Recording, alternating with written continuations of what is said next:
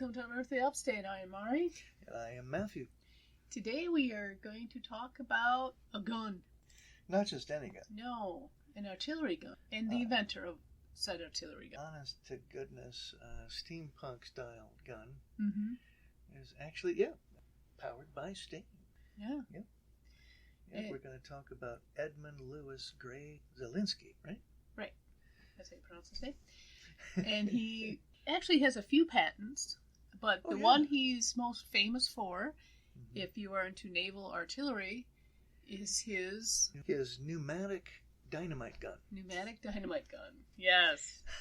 Sounds interesting. The reason we picked him is he's buried in Rochester. Yeah, he is. Which is one cemetery we're going to have to visit one of these days. In the Zalinski family plot. Yep. But he had a very interesting career. Matt did the research on this one, so... you started me off. Well, with a bunch of articles, and then I just took it from there, kind of. Yeah, so why don't you right. go over it? All right. Well, first of all, Edmund Louis Gray Zalinski was born in Prussian Poland, in a place called Kornik, December 13th, 1849. And the Zalinski family emigrated to the United States in 1853. Now, Ed emigrated with his parents, Michael Isaac Gray and Mina Zalinski, and with his sisters, Anna, Sophia, Rosalia, and Bertha. Now, Isaac Gray Zalinski, his dad, was a colonel in the Prussian Uhlans. Now, that's spelled capital U-H-L-A-N-S. Now, this was a kind of an elite cavalry. And as a result of the 1848 revolutions, Michael Isaac Gray Zalinski wound up resigning his commission and moving his family to the United States. Now, once they moved to the United States, Edmund found work as a clothier. And during that time, Edmund began to go to school in Seneca Falls. Of course, we're concentrating on Edmund here. There's Anna, Sophia, and Rosalia, and Bertha to consider, but we're focusing in on Edmund. And he went to school in Seneca Falls, New York, and attended high school there. And he went to high school in Syracuse until 1863. Wait, you said he went to school in Seneca, and he went to school in... Well, he went to school, the lower grades, in Seneca Falls. And then he went to Syracuse. And then he went to Syracuse to attend high school. And in 1863, he dropped out at the age of 14 to join the Army. Because in 1860, the American Civil War broke out. Oh, okay, so he was one of those young people. He either lied about his age or was he in there as a drummer? Oh, well, he showed promise right away. Okay. He was pretty bright and was considered up and coming by some of the brass who noticed him. And so he was brought on board as aide-de-camp for the staff for General Nelson A. Miles. And he did that from October 1864 to February 1865. Okay. Edmund did see action during the war. He did. After the first battle of Hatcher's Run, that runs from December 9th to 10th, 1864, he was commissioned as a second lieutenant in the 2nd New York Heavy Artillery Regiment and continued as General Miles' staff member until 1865. And after the war, he was commissioned as second lieutenant in the 5th United States Artillery on February 23rd in 1866, where he was promoted to first lieutenant on January in 67. So quite busy. Right. So he basically went up, rocketed up the ranks fast. Okay. He did. I was trying to find the right word. Yeah, he was moving up the ranks pretty rapidly. And in 1867, the now Lieutenant Zalinski served with the 5th Artillery at Fort Jefferson Military Prison. Now, here's where it gets interesting. Okay. While at Fort Jefferson, a yellow fever epidemic broke out. Well, it's significant to mention because at this point, Fort Jefferson Military Prison has a very interesting inmate, the former Dr. Mudd. Oh, yeah. He was there, was serving a life sentence. And the yellow fever is... But let me tell you a couple of things about yellow fever first. Now, yellow fever is spread by a species of mosquito common to the areas of Africa and South America. Mm-hmm. And you can cause mild, to very severe symptoms. It can cause fever, headache, nausea, vomiting. But in more serious cases, it may cause heart failure, liver, kidney conditions, other organ failures as well. Okay. So no specific treatment for this disease exists except efforts to focus on managing symptoms and limiting complications. But nowadays, a vaccine is available, and it's recommended before leaving to traveling to these other areas. But Mudd, the doctor that aided and abetted presidential assassin Booth, I was going to say you might want to mention who Dr. Mudd was. Yeah, he was being held in a life sentence in the prison at the time of the outbreak, and Zalinski and 300 other soldiers of the fort signed a petition after the outbreak was over to pardon Mudd for helping with the outbreak and mitigate some of the fatalities. And President Johnson pardoned Dr. Mudd in 1869, citing Lieutenant Zalinski's petition as the reason. Oh, that's interesting. Mm-hmm. It is interesting, yeah. Sure. Edmund was among the survivors when the epidemic abated, and although he would suffer from poor health as a result for the rest of his life because of it. Yeah. After his service at Fort Jefferson from 1872 until 1876, Zalinski served at the Massachusetts Institute of Technology as professor of military science. U.S. Army Artillery School at Fort Monroe on May 1st, 1880 as well, and at the School of Submarine Mining, Willets Point, New York, in July of the same year. Okay. So busy. Yes. Yeah, this guy didn't slow down, did he? No, not at all. December 9th, 1887, Zalinski was finally promoted to captain. Mm-hmm.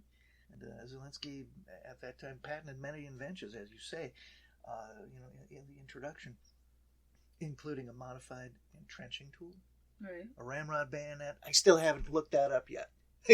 Still don't know what that looks like. Okay, and a telescopic sight for artillery, electric fuse systems, a system of range and position finding for sea, coast, and artillery firing, and of course, the pneumatic dynamite torpedo gun.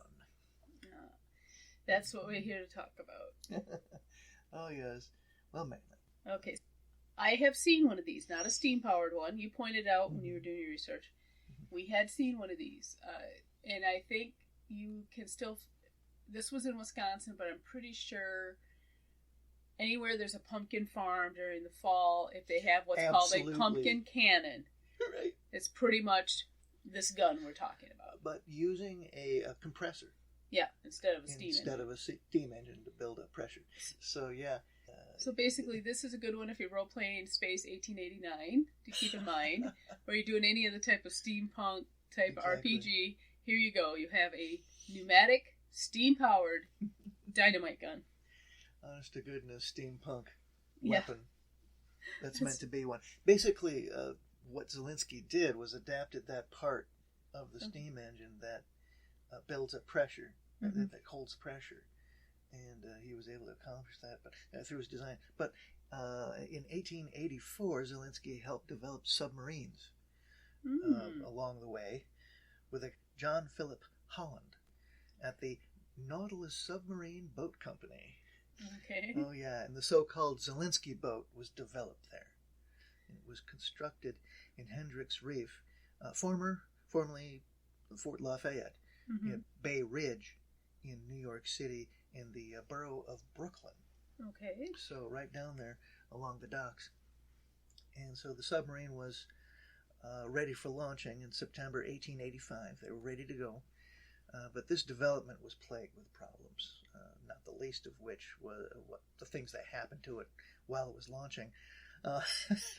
After getting through financial constraints, difficulties in acquiring materials, and of course creative conflicts between the project's two principal developers, the vessel at its launch slipped off the launching and slammed keel first onto the pilings beneath it.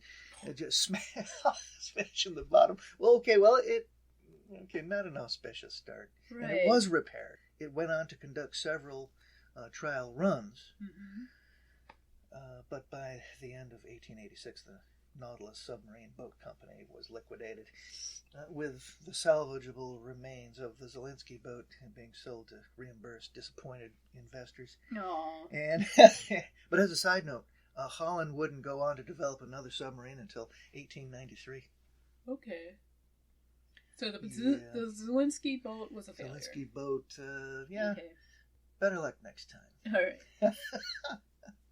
Now, after this, Zalinski traveled to Europe and studied military affairs. Now, this was after his years as a developer for the pneumatic gun. Oh, okay. And, in 1889 and in 90, he studied abroad. His studies took him to Russia, China, Japan, and numerous countries in Europe and South America. Zalinski was commissioned in 1892 garrison duty at a San Francisco, Californian facility. And on February 3rd, 1894, he retired from the Army. And on April 23rd, 1904, Zalinski was promoted to major, on the retired list, of course. I was going to say, you just said he was retired and then he gets promotion. I know the guy was going up, as Arlington Remember would say, I know the guy who was going up the ziggurat, lickety-split. But she retires and they still give him a promotion. Oh my God. Now, Edward did marry. Okay.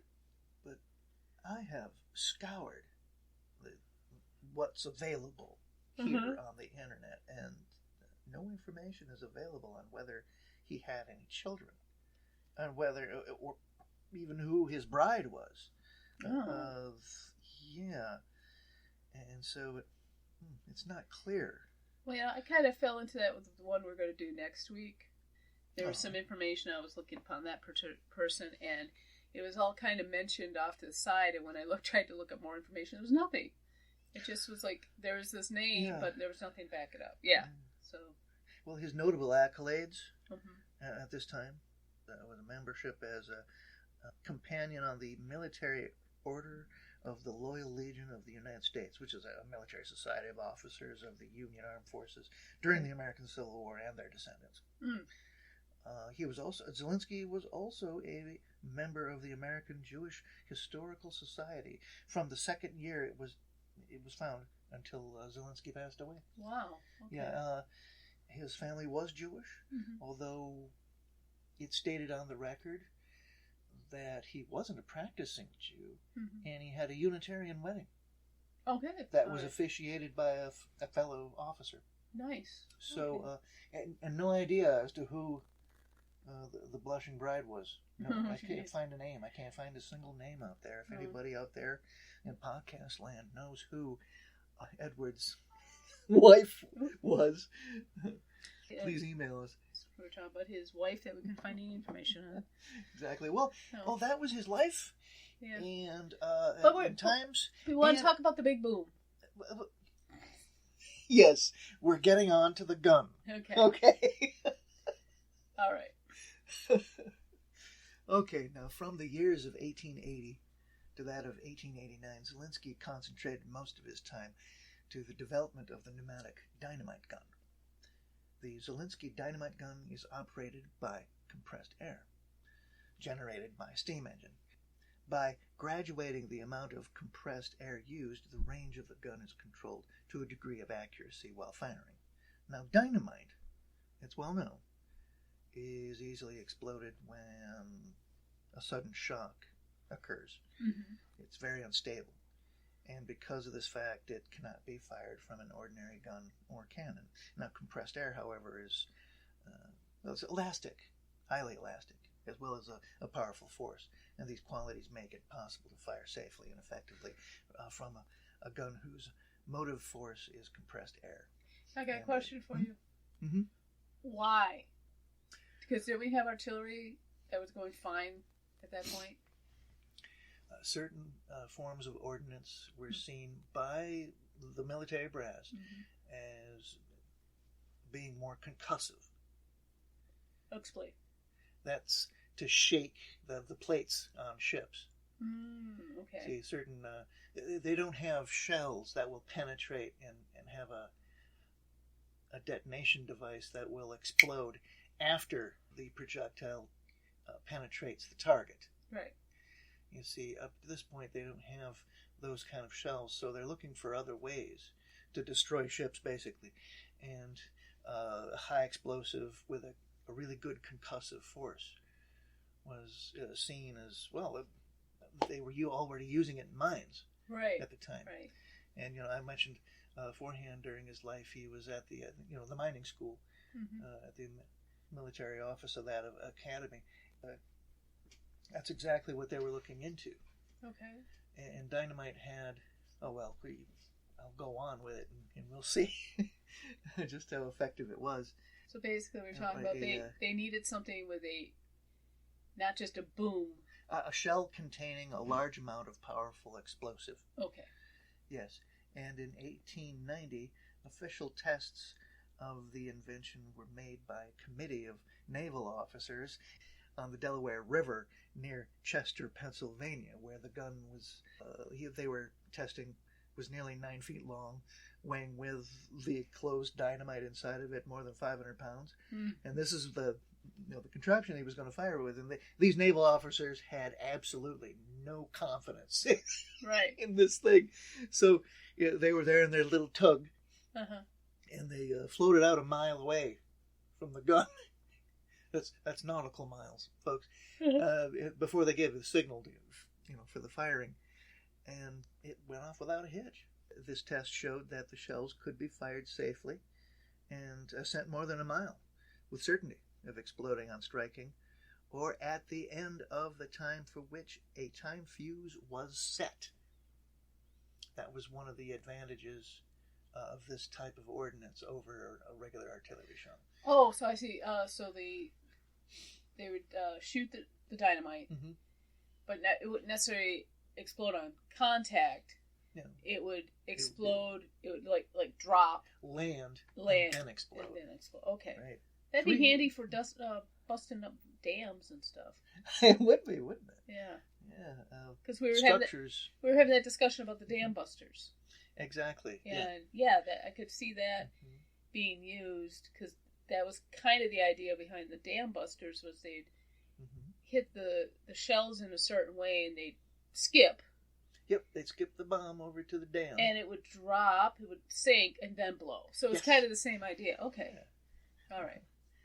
Bringing to fore the whole idea of using mines, the destructive force of mines for this purpose. And 3 such guns were developed for a dynamite cruiser, new kind of vessel, called the Vesuvius. Oh, jeez. And they were tried in actual warfare against the Spanish before Santiago Harbor. So, here it is. The Vesuvius is closer to a torpedo boat rather than a battleship.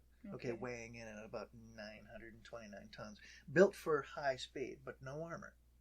The whole vessel must be turned with the bow towards the enemy to acquire the target and get the range. Now, this is because the guns were set in a fixed position with the guns pointed toward the bow and fired at high trajectory. Now, the 3 tubes for the guns on the Vesuvius were set pointing up into the air at an angle of 18 degrees from horizontal, and the breech of the guns extended to the bottom of the vessel, and the loading was done right there. And with the magazine, that is the place where the ordnance was kept inside the ship, was carried along the keel, so as to be safe from explosion by a shot received from outside by an enemy. At the time, the Spanish fleet was bottled up by the blockading vessels of the United States Navy. Under cover of darkness, the Vesuvius stole up to within 600 yards of the Spanish fortifications and discharged 3 shells loaded with gun cotton. Now, that's just another way of making gunpowder, gun cotton, using acids and nitrates, I think, too. But the 2 of the 3 shots exploded on the hill and did this with terrific effect. It was pretty effective. by the accounts of the observers on the ship. But nothing further was attempted, and the ship was withdrawn back to the fleet. Oh. Mm-hmm. Okay. The thing about it is it didn't impress the Navy too much because they couldn't put it on a turret. And it was seen to be of better use, on fortifications. Okay, so... Better use on dry land because you could put it on a swivel. Mm-hmm. Mm-hmm. Yeah, because you said the breach actually went below deck. Yeah. Right? Okay. Mm-hmm. Yeah, I can see why because that would the be a tube had problem. to be so long, to make use of the design. Were these rifled tubes, or...? The projectiles themselves resembled like a large bullet. Okay. With this small tube coming out the back for a tail, and then there are fins on it. And sometimes the fins are spiraled to give the projectile a spin, so that it would go further and more accurate. What I'm picturing is those Nerf-like, I don't think Nerf makes them, but you get those foam, they look like little rockets. Right. And I know what you mean. You hit them, and a burst of air moves them. But that's what I'm picturing, because those also have little fins. And yeah, that's what I'm picturing in my head. But on shore, the dynamite gun could be set on a swivel, as I said, and was considered to be the best application by military officials. Okay. The smoother bore tube of the gun was made up of cast iron pipe, bolted and flanged so that it resembled more of a piece of plumbing than that of ordnance. Could be up to 60 feet long, with an internal diameter of 8 inches. And Zalinski had designed it to throw 100 pounds of dynamite 2 miles with a pressure of 2,000 pounds per square inch, which provided an initial velocity of 1,400 feet per second. Wow. So, yeah. And as I said, the gun was powered by a steam engine. And when there was sufficient air pressure in the reservoir, an engineer turned a crank up by the breech area, and there's a sudden hiss of the steam escaping from the locomotive. Ooh. Oh, but this is all normal. Okay. And the next instant, with a screech like a monster, the projectile went sailing out into space.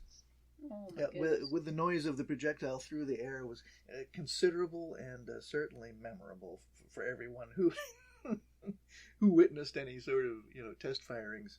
Okay. And one witness felt that it could only be described as a roaring screech, much like that of the wail of a discontented elephant. Close quote.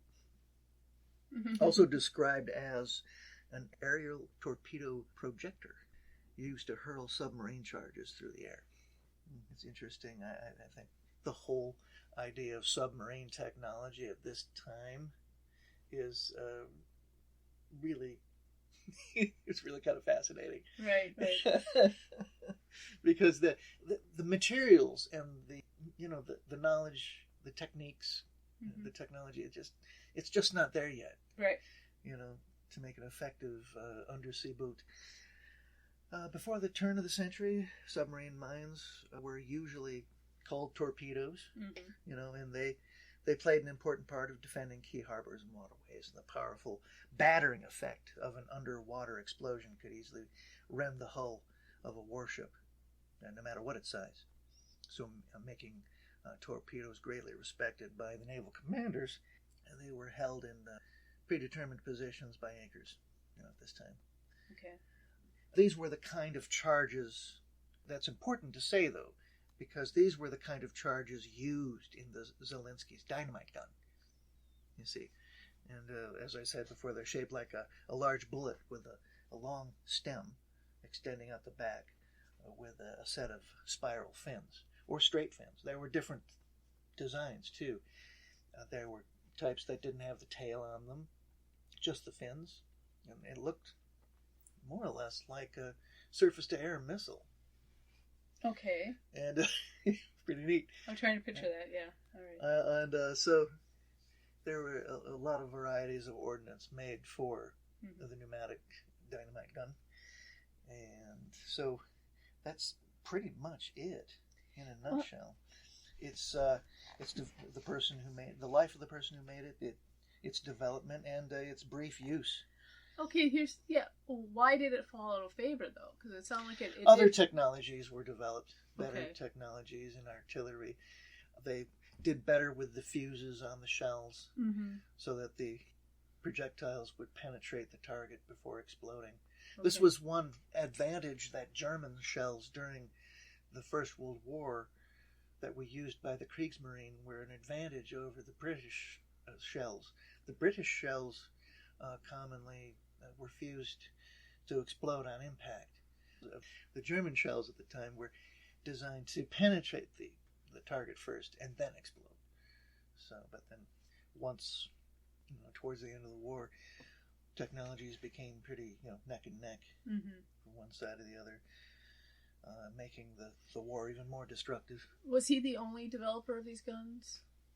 There were other developers. Okay. As a matter of fact, the pneumatic gun has a longer history. Oh. I found online one of my favorite weapons reviewers. I can't mention his name because I don't have permission. But anyway, they go over really old designs. He finds, because he's always at an auction. Well, there you just dropped a big hint. He's always there, reviewing weapons that they might have for sale, and definitely have for sale. And then, if you like the weapon, you can then bid on it, maybe. And he had this pneumatic rifle that was from the early 1700s. Wow. And it had a round chamber that you would charge with this bicycle pump-like device. Oh, neat. So there you go. The bicycle pump was invented before the tire. Oh my And it was God. used to, but its purpose was to fill the air reservoir, full of air, and then to thread it on. It had threads and a valve, holding valve. It was really sophisticated. You would screw it on, much like you would for a pressurized canister for like a paintball gun, right, or something like that. Think of it that way, and you just thread it on to the gun, and then it had a little chamber for round balls that you would load, and it had a sort of a spring-loaded loader on it on the side, where you would push it out. It would let a ball into the chamber, and then you would aim and fire. Oh, jeez. And then it would let only the valve on it would only let certain amount of air through it, so that it wouldn't, expel all the air, in the reservoir. So you could take a few shots with it, just, and it was pretty much, and of course, regarded as a squirrel gun. Okay. And of course, there's always the science project of building a rocket out of a 2-liter pop bottle that the bicycle pump reminded me of that. You get the nozzle to fit in the bicycle pump on the cap, but you have it filled with water, I believe. Yeah. And then you pump it, and it gets enough pressure, it blows out, and the air pressure and the water pressure pushes it up. Yep. Yep. That's a pretty common science experiment. Pretty much. Yeah, for like middle schoolers. I think we've all done that. Yeah. For a school project or something like that. But, or just for fun. Or just for the fun of it. I did it in a summer program when I was in middle school.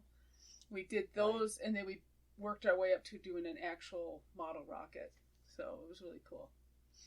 It was all to teach how physics is used to determine the amount of thrust you need for this stuff. And I loved the class, but it proved to me I just did not have the mathematical capability to go that route in my education. So. Well, it was a different application of mathematics. Yeah, but it proved to me I once I get to a certain level of math, I'm not that good. No.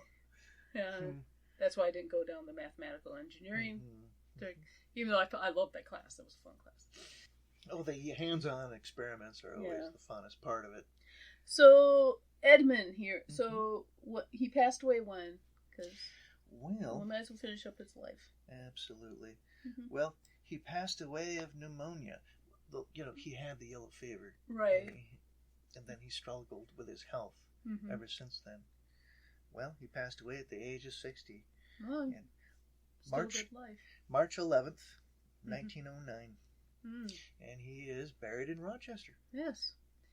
His family plot. The Zalinski family plot. Yeah, it's Mount Hope, right? Mount Hope Cemetery? Yes, where the possible Jack the Ripper is buried. And a lot of more other famous people are buried. I'm sure we've mentioned famous a few. and infamous. Yeah, famous and infamous. The two guys who were killed at the torture tree. Oh, yes, that's right. They're buried there. The two men who suffered on the torture tree. Yeah. I don't think any of the Loomises are. No, they're from Madison County. They would be there. Really? That's a preview, folks. We are working on the Loomises. Oh, I'm sorry. Did I let something? Yes, you did. But I again apologize. My phone. Thank goodness we weren't talking about something right then. So I guess that pretty much ends it. We do have to make a sad announcement, though. Yeah. In the last few episodes, you've heard us mention a producer, Percival. He was another cat we owned for an extremely short period of time. He passed away yesterday. We're not sure what happened, but you will no longer hear producer Percival coming and making his comments during the podcast. We are going to miss him. We only knew him for a few short months, but he was well welcomed in this home. And I just wanted to end he on a sad. He passed away in comfort in a warm house, surrounded by people who loved him. Yes. And we still have producer Honey and producer Lloyd. Yes. In fact, producer Honey's laying here and totally asleep, so I think she totally approves. I don't know. A couple things about Percival. He had dimorphic kind of characteristics. He had, even though he was over a year old, was he? He had like juvenile molars. Yeah. And some other things. He was built like a bulldog. Constantly weepy eyes. I think. Yeah. So. Yeah. This episode on the pneumatic gun is, I guess, dedicated to Percival. Percival. Yes. Fabled as the knight who found the grail. Yes. And threw the sword back into the water. Yeah. So, I guess that's it then. All right. Thank you very much for listening to our, I don't know. Not ghastly, more of an interesting podcast. Explosive podcast. Bye. Thank you for listening to Unearthly Upstate. You can find us on Facebook, Twitter, Instagram, YouTube, Patreon, and on our webpage. We are also on Apple Podcasts, Spotify, Spreaker, Stitcher, Podbean, Google Podcasts, and CastBox. Please like, share, and review on your favorite platform. Unearthly Upstate is an Animator Liar production. The show is produced by Mari and Matt Manette, with purring provided by Honey and Lloyd. Research and writing by Mari Manette. Music is by Kevin MacLeod, licensed under Creative Commons Attribution 3.0 license. Unless otherwise stated in the episode, the places mentioned in the broadcast are not paid or contact us for any type of promotion. Please check out our webpage for credit and sources for the episode. Thank you.